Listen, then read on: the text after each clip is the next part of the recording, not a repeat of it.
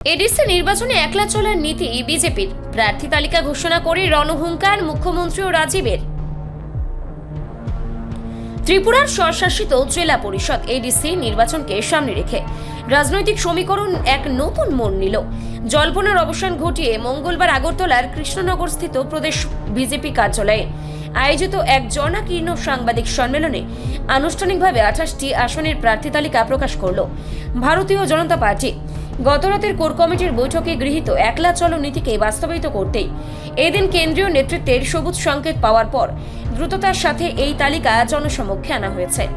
এই গুরুত্বপূর্ণ কর্মসূচিতে উপস্থিত ছিলেন মুখ্যমন্ত্রী অধ্যাপক ডক্টর মানিক সাহা, প্রদেশ বিজেপি সভাপতি রাজীব ভট্টাচার্য, জনজাতি কল্যাণ মন্ত্রী শান্তনা চাকমা সহ দলের শীর্ষস্থানীয় নেতৃত্বরা।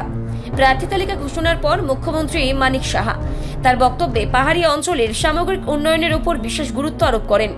তিনি দৃঢ়তার সাথে জানান, রাজ্যের বর্তমান রাজনৈতিক প্রেক্ষাপট বিবেচনা করে এবং জনজাতি অংশের মানুষের আর্থসামাজিক বুনিয়াদ আরও মজবুত করতে বিজেপি প্রতিটি আসনে স্বচ্ছ ভাবমূর্তি ও যোগ্য প্রার্থীদের মনোনয়ন দিয়েছে।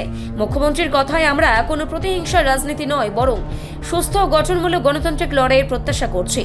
দলের প্রতিটি স্তরের কার্যকর্তারা নিচু তলায় পৌঁছে গিয়েছেন এবং উন্নয়নের বার্তা ঘরে ঘরে পৌঁছে দিতে তারা সম্পূর্ণ প্রস্তুত।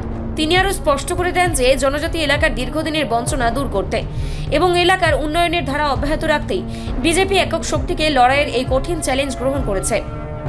অন্যদিকে প্রদেশ সভাপতি রাজীব ভট্টাচার্য বিরোধীদের প্রতি চ্যালেঞ্জ ছুড়ে দিয়ে বলেন যে প্রার্থী বাছাইয়ের ক্ষেত্রে দলের পক্ষ থেকে স্বচ্ছতা ও অভিজ্ঞতার ওপর সর্বোচ্চ গুরুত্ব দেওয়া হয়েছে।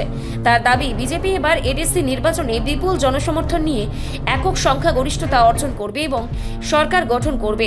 রাজীব বাবুর মতে, প্রধানমন্ত্রী নরেন্দ্র মোদীর সবকা সাথ সবকা বিকাশ এই মন্ত্রই হবে তাদের নির্বাচনী বৈতরণীর পার হওয়ার প্রধান হাতিয়ার। পাহাড়ের মানুষের মনে আত্মবিশ্বাস জাগিয়ে তোলা এবং মৌলিক পরিকাঠামোর আমূল পরিবর্তনই এই নির্বাচনের প্রধান লক্ষ্য।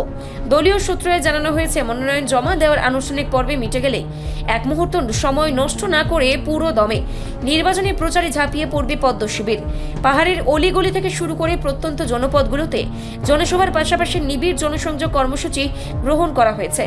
রাজনৈতিক বিশ্লেষকদের মতে, জোট সমীকরণ সরিয়ে রেখে বিজেপির ওই এককভাবে প্রার্থী ঘোষণা আসলে পাহাড়ের মাটিতে নিজেদের সাংগঠনিক শক্তি পরখ করে নেওয়ার একটি বড় পরীক্ষা।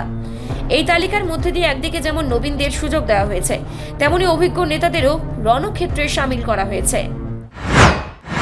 কার্যালয়ে আপনারা এসেছেন, আমাদের ডাকে সাড়া দিয়ে আমি আপনাদেরকে অনেক অনেক শুভেচ্ছা, অনেক অনেক অভিনন্দন জানাচ্ছি। আজকের এই প্রেস কনফারেন্সে আমাদের মধ্যে উপস্থিত আছেন আমাদের রাজ্যের মাননীয় মুখ্যমন্ত্রী প্রফেসর ডক্টর মানিক সাহা মহোদয়, উপস্থিত আছেন আমাদের প্রাক্তন এমপি রেবতী ত্রিপুরা, উপস্থিত আছেন আমাদের রাজ্যের মাননীয় মন্ত্রী অর্থমন্ত্রী শ্রী প্রণজিৎ সিংহ রায় মহোদয়, পার্টির general secretary Bipin Debbarma, media in charge Sunit Sarkar. আমরা মূলত আপনারা জানেন যে কিছুদিনের মধ্যে আমাদের যে এডিসি নির্বাচন ত্রিপুরা রাজ্যে সংগঠিত হতে যাচ্ছে, এই এডিসি নির্বাচনে কে সামনে রেখে আমাদের যোগদান পর্ব অব্যাহত রয়েছে। আজকে বিশেষ করে আমাদের এই আজকে রাজ্য কার্যালয়ে আমাদের ভারতীয় জনতা পার্টিতে আমাদের ত্রিপুরা মথা থেকে বলিষ্ঠ যারা নেতৃত্ব, যারা বিগত দিন এডিসিতে ক্ষমতায় ছিল, তাদের মধ্যে কয়েকজন বিশিষ্ট লোক আজকে আমাদের এই ভারতীয় জনতা পার্টিতে যোগদান করবে।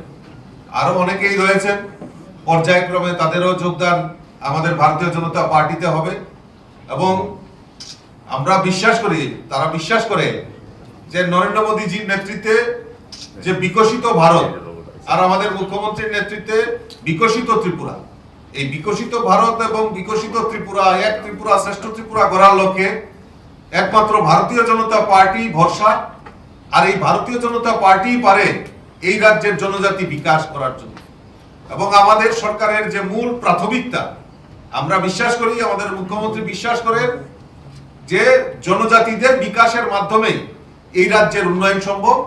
তাই আমরা যদি দেখি, রিসেন্টলি আমাদের অর্থমন্ত্রী বাজেট পেশ করেছেন, এবং সেই বাজেটেও যদি আমরা চর্চা করি, সেই বাজেটেও আমরা দেখতে পারি যে আমাদের জনজাতি বিকাশের জন্য যে আলাদা করে জনজাতি বিকাশের জন্য বাজেটে প্রভিশন রাখা হয়েছে। জনজাতি বিকাশ এবং শিক্ষা, পরিকাঠামো, স্বাস্থ্য এবং তাদের কৃষ্টি এবং সংস্কৃতিকে আরো বেশিভাবে প্রচার প্রসার করার জন্য এই বাজেটে তা প্রভিশন রাখা হয়েছে।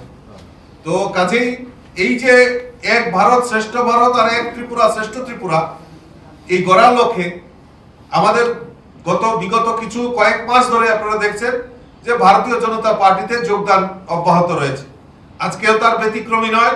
আজকেও আমাদের মধ্যে আমাদের ত্রিপুরা মতা দলের যিনি ADC executive member Ananta Debbarma, আমাদের Sadagar Kalai MDC Ampinagar, Rajesh Debbarma, Rajesh Kumar Debbarma, former district president Tripura Motha, আমাদের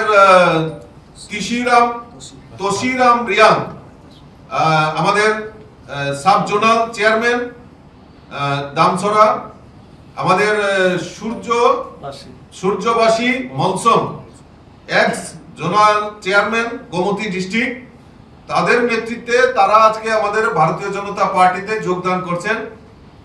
মাননীয় মুখ্যমন্ত্রী এবং যারা আমাদের রেবতী ত্রিপুরা এবং প্রণজিৎ দা রয়েছেন, ওনাদেরকে দলে স্বাগত জানাই, অভিনন্দন জানাই এবং শুভেচ্ছা জানাই।